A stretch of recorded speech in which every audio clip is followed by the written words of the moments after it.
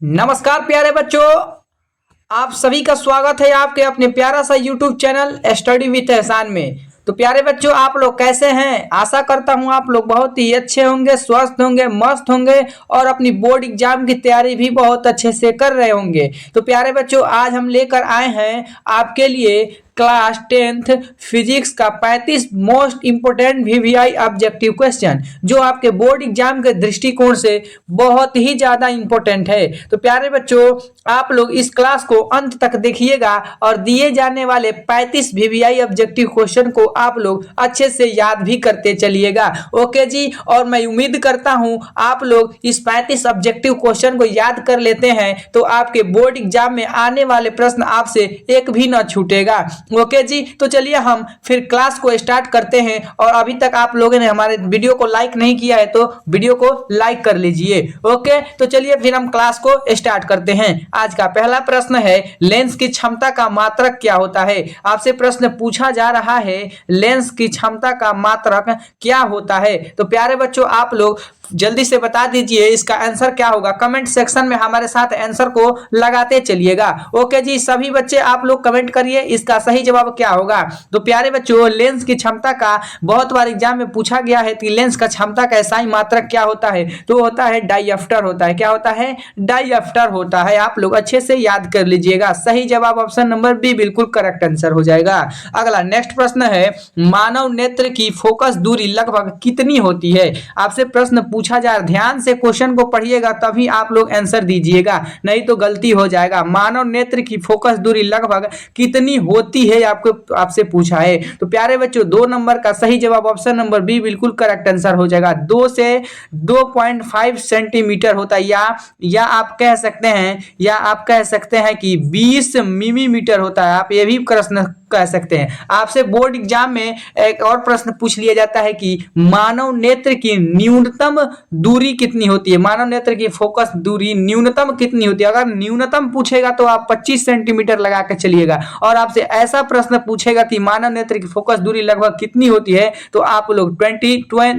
2.5 centimetre लगा के चलिएगा। ओके जी, तो आप लोग दोनों प्रश्न को अच्छे से याद कर लीजिएगा। ओके, तो चलिए अगला नेक्स्ट प्रश्न है, आंख में किस लेंस का प्रयोग किया जाता है? आपसे कई बार एग्जाम में पूछा गया है कि आंख में किस लेंस का प्रयोग होता है, तो आपको सही जवाब बताना है। तो इसका सही जवाब ऑप्शन नंबर ए बिल्कुल करेक्ट आंसर हो जाए। उत्तल लेंस का प्रयोग होता है। किसका होता है? उत्तल लेंस का प्रयोग होता है। सही जवाब ऑप्शन नंबर ए बिल्कुल करेक्ट आंसर हो जाएगा। अगला नेक्स्ट प्रश्न है, मायोपिया दोष को ठीक करने के लिए कौन सा लेंस प्रयोग किया जाता है? मायोपिया दोष को ठीक करने के लिए कौन सा लेंस का प्रयोग किया जाता है? तो आपको बताना है इसका अवतल लेंस का प्रयोग किया जाता है। किसका किया जाता है? अवतल लेंस का किया जाता है। 4 नंबर प्रश्न का सही जवाब ऑप्शन नंबर बी बिल्कुल करेक्ट आंसर हो जाएगा। अगला नेक्स्ट प्रश्न है, हाइपरमेट्रोपिया को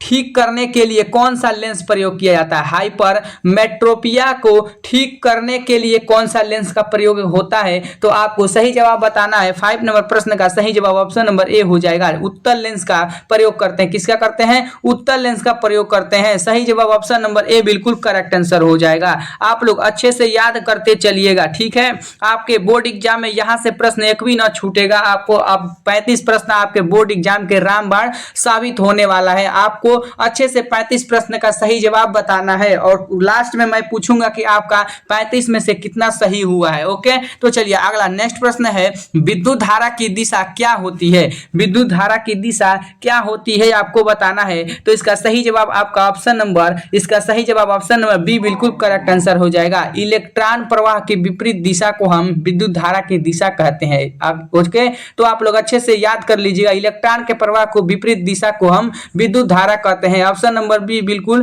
करेक्ट आंसर हो जाएगा। अगला नेक्स्ट प्रश्न है, किसी चालक का प्रतिरोध किस पर निर्भर करता है? आप लोग बताइए, फटाफट जल्दी से बता दीजिए इसका आंसर क्या होगा। किसी चालक का प्रतिरोध किस पर निर्भर करता है? तो प्यारे बच्चों, वो करता है लंबाई और व्यास पर करता है। किस पर करता है? लंबाई और व्यास पर करता है। सही जवाब आपका ऑप्शन नंबर ए बिल्कुल करेक्ट आंसर हो जाएगा। ओके जी, तो बच्चों आप लोग साथ में हमारे आंसर की को लगाते चलिए और चैट सेक्शन में आंसर को देते चलिए। ओके, तो 35 प्रश्न का सही जवाब बताना है और लास्ट में बताना है कि आपने 35 में से कितना सही किया किया है। ओके, तो चलिए अगला नेक्स्ट प्रश्न है धारा वहन करने वाले चालक के चारों ओर चुंबकीय क्षेत्र की दिशा ज्ञात करने के लिए कौन सा नियम का प्रयोग किया जाता है। आपसे प्रश्न पूछा जा रहा है धारा वहन करने वाले चालक के चारों ओर चुंबकीय क्षेत्र की दिशा ज्ञात करने के लिए कौन सा नियम प्रयोग होता है, आपको बताना है। तो कौन सा नियम प्रयोग होता है, तो वो दाएं हाथ का नियम का प्रयोग होता है। किसका होता है,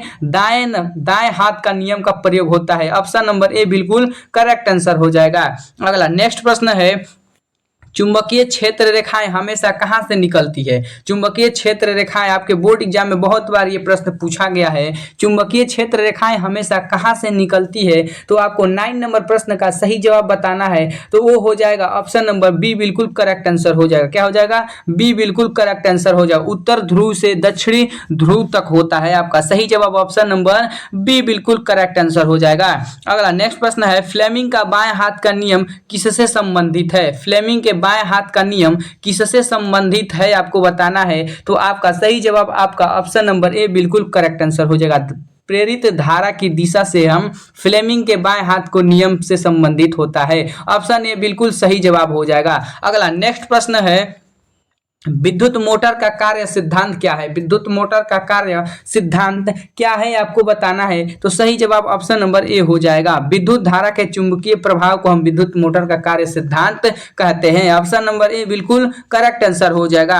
आप लोग अच्छे से याद कर लीजिएगा कि विद्युत मोटर क्या करती है। आपको सही जवाब बताइए, जल्दी से बताइए। आपका इसका 12 नंबर का सही जवाब क्या होगा, विद्युत मोटर क्या कार्य करती है, आपको बताना है। तो ये कार्य करती है, आपका ऑप्शन नंबर बी बिल्कुल करेक्ट आंसर हुआ। विद्युत ऊर्जा को यांत्रिक ऊर्जा में बदलती है, यही विद्युत मोटर कार्य करती है। आपका सही जवाब बी बिल्कुल करेक्ट आंसर हो जाएगा। अगला नेक्स्ट प्रश्न है विद्युत जनित्र क्या करता है। विद्युत जनित्र क्या कहता है, आपको बताना है। तो विद्युत जनित्र वो यांत्रिक ऊर्जा को विद्युत ऊर्जा में बदलता है। आपका सही जवाब ए बिल्कुल करेक्ट आंसर हो जाएगा। क्या हो जाएगा, ऑप्शन नंबर ए बिल्कुल करेक्ट आंसर हो जाएगा। अगला नेक्स्ट प्रश्न है एक ओम का अर्थ क्या कहलाता है। एक ओम का अर्थ क्या होता है, आपको बताना है। जब एक वोल्ट पर 1 एम्पियर धारा प्रवाहित होती है तो हम एक ओम कहते हैं। इसका सही जवाब ऑप्शन नंबर ए बिल्कुल करेक्ट आंसर हो जाएगा।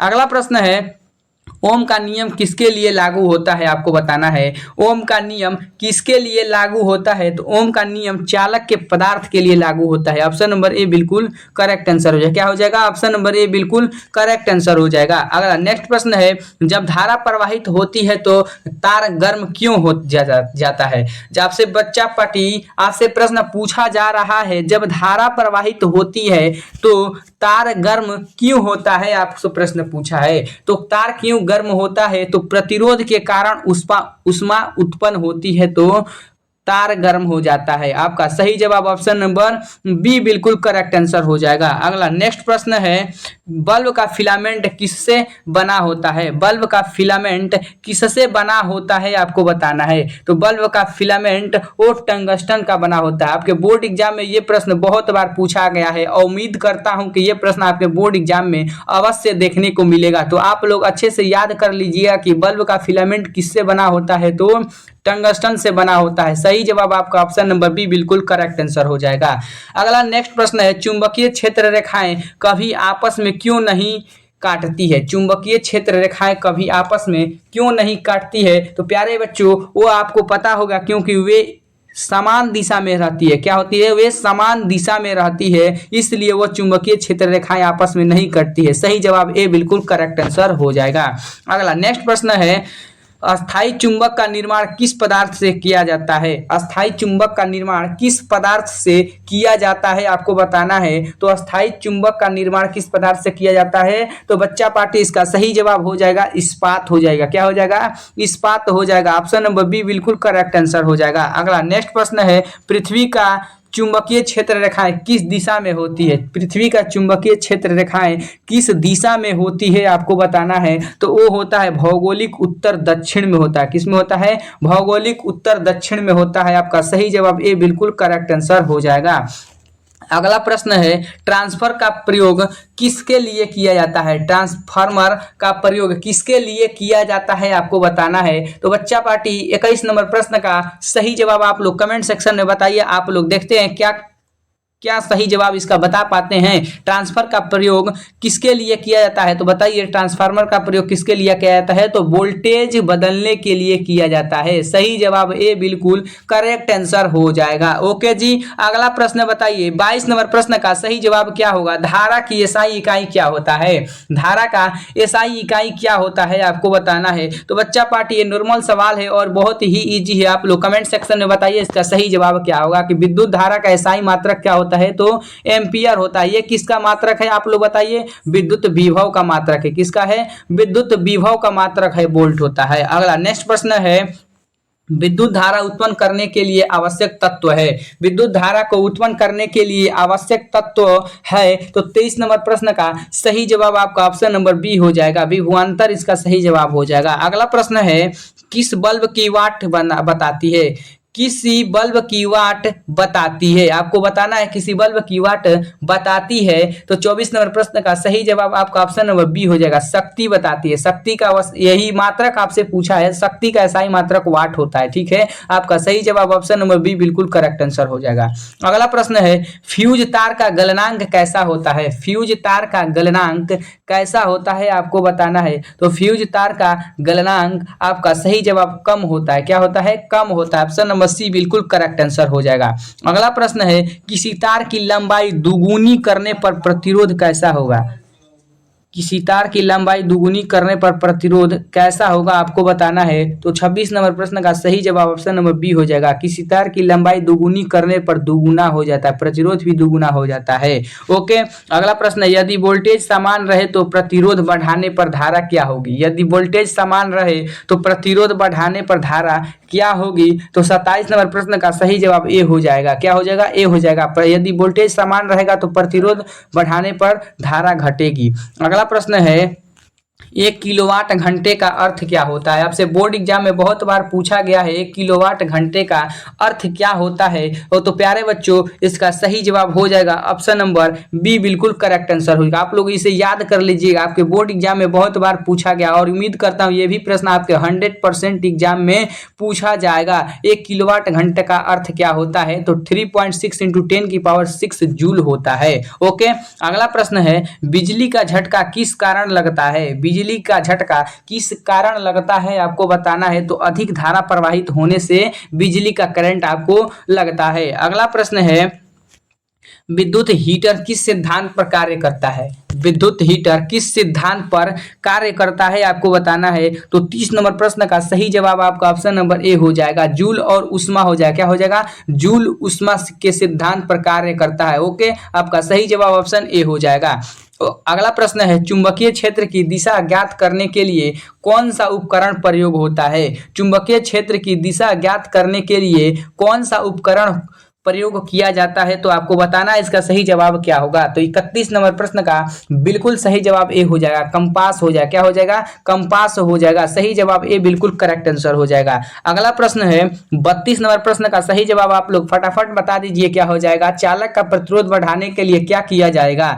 चालक का प्रतिरोध बढ़ाने के लिए क्या किया जाए बताइए, इसका सही जवाब क्या होगा? आप लोग कमेंट बताइए इसका सही जवाब क्या होगा। तो 32 नंबर प्रश्न का सही जवाब लंबाई बढ़ा दीजिए। क्या हो जाएगा? लंबाई बढ़ा दी जाए। अगला प्रश्न है ऑप्शन नंबर ए बिल्कुल करेक्ट आंसर हो जाएगा। अगला प्रश्न है 33 नंबर प्रश्न 1 किलोवाट बराबर होता है। 1 किलोवाट बराबर कितना होता है आपको बताना है। तो 1 किलोवाट में 1000 वाट होता है। सही जवाब ऑप्शन नंबर बी बिल्कुल करेक्ट आंसर हो जाएगा। अगला नेक्स्ट प्रश्न है बल्ब की रेटिंग 100 वाट से 220 वाट का क्या अर्थ है? बल्ब के रेटिंग 60 वाट से 220 वाट का क्या अर्थ है?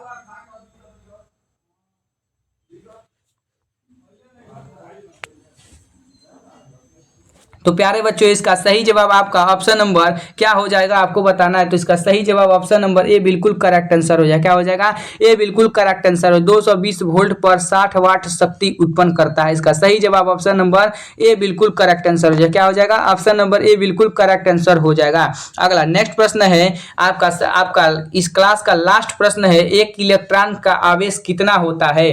35 नंबर प्रश्न का आप लोग कमेंट सेक्शन में बताइएगा क्या हो जाएगा। इसका सही जवाब आपको कमेंट बॉक्स में बताना है और ये भी बताना है कि आज आप 35 प्रश्न में से आप लोग कितना सही किए हैं। कमेंट सेक्शन में जरूर बताइएगा कि आपने कितना सही किया है। तो प्यारे बच्चों, आपसे एक उम्मीद है कि आप नए हैं तो हमारे चैनल को सब्सक्राइब कर लीजिए। वीडियो को पसंद आए तो वीडियो को लाइक कर दीजिए। ओके, तब तक हम नेक्स्ट क्लास में मिलते हैं। तब तक के लिए बाय।